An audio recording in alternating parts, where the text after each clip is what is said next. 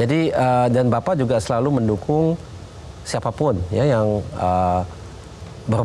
berprestasi. Ya. Jadi yang penting kita ini harus ada maunya, kita disiplin, kita kerja keras. Dan kalau kita ingat waktu Bapak masih hidup, Bapak selalu katakan semua anak-anak Indonesia itu anak-anaknya Bapak.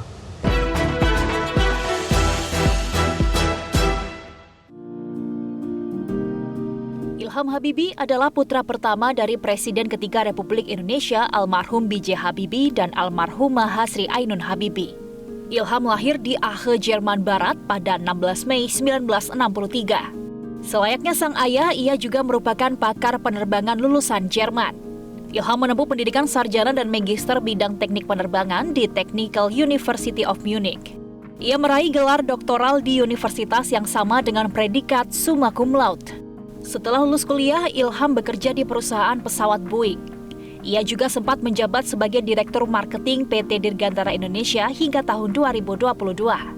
Selain sukses menapak karir, Ilham juga cukup aktif di sejumlah organisasi. Seperti ia dipercaya juga sebagai Ketua Dewan Pakar Ikatan Cendekiawan Muslim se-Indonesia atau ICMI, Ketua Umum Ikatan Saudagar Muslim se-Indonesia, hingga Kepala Badan Riset dan Teknologi Kamar Dagang dan Industri atau Kadin Indonesia. Sementara dalam organisasi independen, Ilham menjabat sebagai Ketua Dewan Pembina The Habibie Center, organisasi non-pemerintah dan non-profit yang didirikan oleh mendiang B.J. Habibie dan keluarga. Tim Liputan, Metro TV.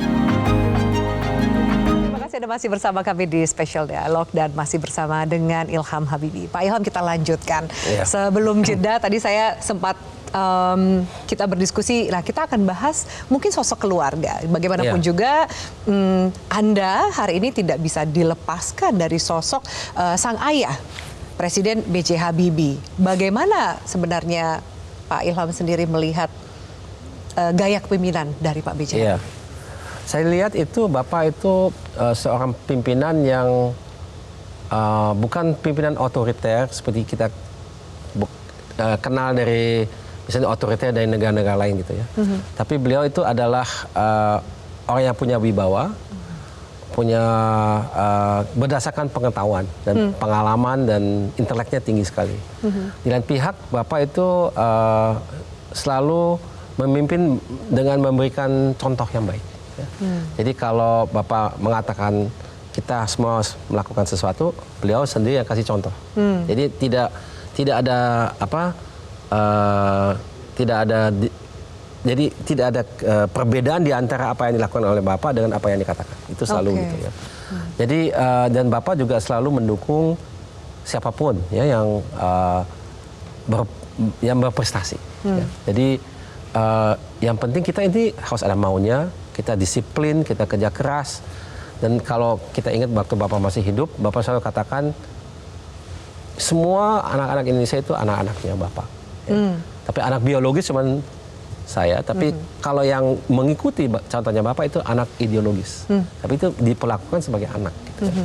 Jadi itu ya saya kira prinsip yang Bapak pegang dengan teguh itu adalah prinsip meritokrasi. Kita ini memang harus bekerja keras semuanya.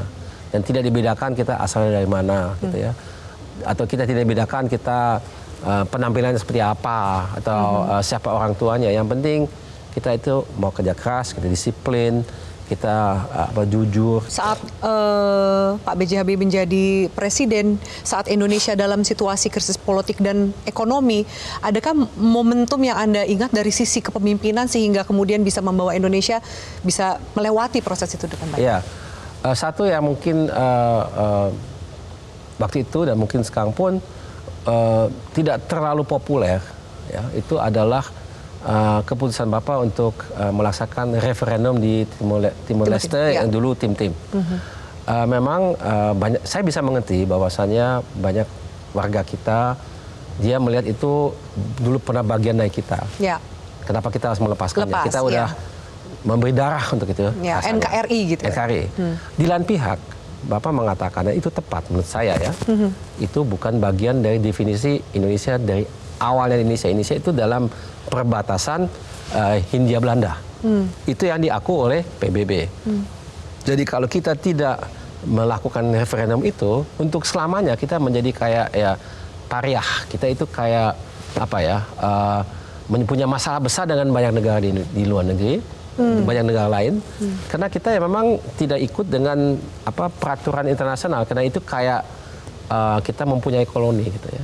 Di lain pihak kita juga sebagai negara yang pernah menjadi koloni negara lain, kita juga sebetulnya menolak kolonialisasi dalam bentuk apapun. Ya. Jadi kita tidak konsisten dengan kita punya prinsip sendiri. Jadi oleh karena itu Bapak katakan kita harus sekarang memutuskan sekarang kalian mau bergabung.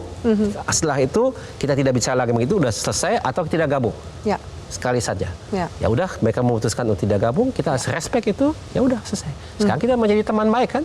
Tapi itu adalah satu hal yang tidak populer ya. Tapi iya, pada saat itu banyak apalagi pada waktu itu hardiknya. dan itu memang tapi itu adalah tugas pemimpin untuk melakukan yang benar biarpun kadang-kadang tidak populer. Itu memang begitu. Dan itu memang pahitnya menjadi pimpinan. Ini kalau kita lihat perempuan, ini negara, ini kompleks. Ya. Katakanlah perusahaan kita harus PHK orang. Kenapa? Kalau tidak, perusahaan itu tidak hidup. Karena dia susah harus melalui kisah itu. PHK siapa yang mau? Itu nggak pernah populer. Ya. Tapi harus dilakukan. Ya. Nah, itu memang begitu ya. Itu pimpinan itu memang kompleks ya. Jadi itu yang Bapak juga itu gaya kepemimpinan Bapak harus mengutamakan hal yang populer. Yang benar dan yang meskipun tidak populer. Anda juga punya nyali yang sama seperti Bapak. Saya banyak belajar dari Bapak, tapi tentunya saya kira kalau saya dibandingkan dengan Bapak, pengalaman Bapak jauh di atas saya gitu. Masih ya, tapi insya Allah suatu ketika saya juga akan punya pengalaman seperti itu. Tapi tentunya saya dididik oleh Bapak ya, jadi saya dapat banyak informasi dari Bapak. Ya. Saya banyak dan mengikuti perjalanan Bapak. Ya, pengalaman Bapak sebagian menjadi pengalaman saya juga, karena saya menjadi saksi mata dan saya juga mendengar langsung dari Bapak. Pak Ilham menyandang nama belakang Habibie dengan cerita yang tadi Pak Ilham bagi bersama kita di sini. Sebenarnya nama belakang Habibie itu dari berbagai faktor. Anda melihatnya sebagai privilege atau justru liability? Dua-duanya. Antara beban dengan privilege dua-duanya? Iya. Karena begini, kalau privilege benar, kita ini diberi kemudahan. Misalnya untuk... Anda merasakan itu toh? Ya, untuk bertemu dengan orang. Untuk diberikan peluang. Untuk kita mendapatkan satu kesepakatan. Oke, ada kemudahan. Di lain pihak, ada ekspektasi. Wah, ini anaknya Habibie, mestinya ini kan ini itu gitu. Belum tentu dipenuhi, itu menjadi beban kan. Jadi ini seimbang ya. Jadi kita dapat kemudahan dengan adanya ekspektasi yang berlebihan kadang-kadang. Ya. Padahal kita dengan ini orang biasa. Besar itu ya. Ya itu kadang-kadang ya. Misalnya ada kegagalan dalam satu hal kan belum tentu itu kena kita. Ya. Mungkin ada suatu faktor eksternal gitu ya. Nah itu tapi ekspektasinya ini kena Habibie mestinya begini gitu ya. Nah itu saya kira ekspektasi itu menjadi beban. Kalau sekarang juga lagi trending bahas soal dinasti politik. Nah, apa tanggapan Bapak soal dinasti politik?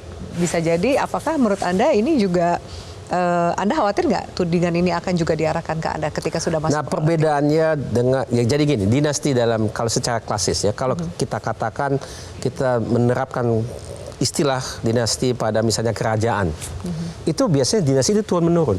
Bapaknya kasih kepada anaknya, kasih kepada cucu dan sebagainya. Ya. Jadi kena darah, gitu ya, keluarga. Itu dinasti. Kalau itu diterjemahkan di politik, mungkin agak berbeda ya, karena ini bisa berdasarkan darah atau tidak. Kalau kita lihat, memang ada kemungkinan berdasarkan darah, jadi dari bapaknya kasih ke anaknya dan sebagainya. Tapi kalau misalnya di saya sendiri, bapak saya sudah wafat 5 tahun yang lalu dan sudah tidak aktif di politik 25 tahun. Jadi itu mungkin ya namanya sama, Habibie. Tapi tidak ada penyerahan dari bapak ke anak gitu ya. Dan itu mungkin bukan aristokratis tapi lebih ke meritokratis gitu ya. Tapi tetap saja saya dalam hal ini cuma menggambarkan secara faktual ya. Jadi bahwasanya ada dinasti, ya saya kira itu ada dan saya tidak bilang itu bagus atau tidak bagus, tapi ada ya, ada. Karena bisa saja kalau dinasti itu dari bapak ke anak bisa juga meritokratis karena anaknya mungkin berkemampuan. Jadi saya kira itu tidak in prinsip bukan salah, tapi memang dengan catatan anaknya harus berkemampuan gitu ya. Bukan dipaksakan.